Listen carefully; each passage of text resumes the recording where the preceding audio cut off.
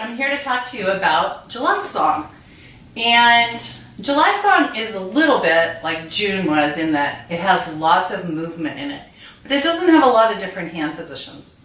So I wanted to show you the thing that might scare you the most about it and show you how to teach it so you aren't scared anymore. So the first thing that you have to do in this piece is this. And you need to switch 3, 2, 1, 3. Now, I think a lot of people mistakenly think that it's difficult for kids to move their hands. And so they tend to give them pieces that, they're just stuck like this. And you know what happens when they do that is they lose their minds, they get really bored, and they also can't remember what they're supposed to do. So something as simple as they'll actually like the sound of it, and they'll be able to remember what they're supposed to do. So let me show you how I taught it to my student Oscar yesterday. First of all, it happens high, and there's some stuff in between, and then it happens down low. Remember to look in the music for the easiest to read incarnation of whatever it is that you're doing. So in other words, if something happens in a high octave, but it's printed someplace else in a lower octave, it's not cheating. In fact, it's smart to have the student look at it in its easiest to read form. So we looked, not at the very, very beginning, but we looked at the second line when we actually got to it. But before we did anything at all, I had him do this. Can you do that? Yes, Oscar could do that. Then we did this. 3, 1, 3. And he loved it. I said, can you do that fast? Okay, if you can do it fast, what if you throw in an extra note? So instead of having that be the thing that's going to be hard, have that be the thing that's fun.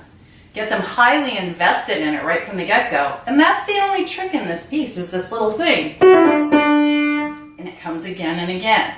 Now, another thing that you'll notice about the pieces that I write is that almost always the thing that one would think of as tricky shows up right away.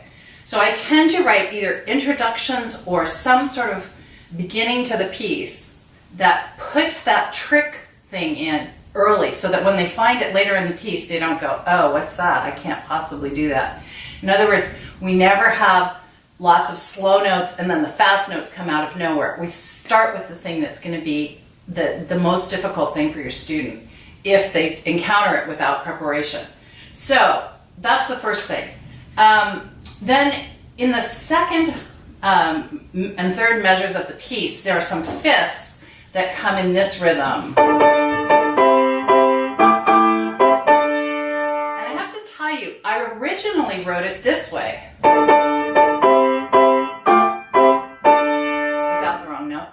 And when I was teaching, it was really interesting to me that that rhythm was much harder than making it snazzy in both measures. So let me just demonstrate it again because I thought it was really interesting. This rhythm's hard.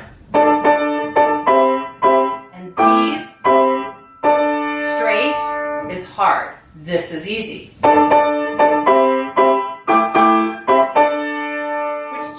Show you that sometimes the things you think are going to trip up your students are the exact opposite of the things that will trip them up.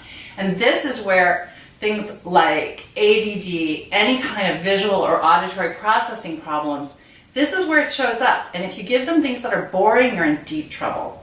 So I'd like to play July Song for you now, and you'll see at the very, very end there's something sort of flashy that every kid loves to do. But when it comes down to it, there are really only two main places that, well, there are only two places that your right hand has to play. It's got this place, and then it just stays there. Now, what I did, in the middle of the piece, there's a place where they have to go. So I taught him that. I taught him that, and then I taught him this crazy moment where everything is supposed to be hard, where your fifth finger has to go up on a black key. Your left hand has to cross over. And of course, that's the easiest part. You're going to think that's the hardest part, but it's the most fun part. So it's the part your student's going to be the most pleased to do.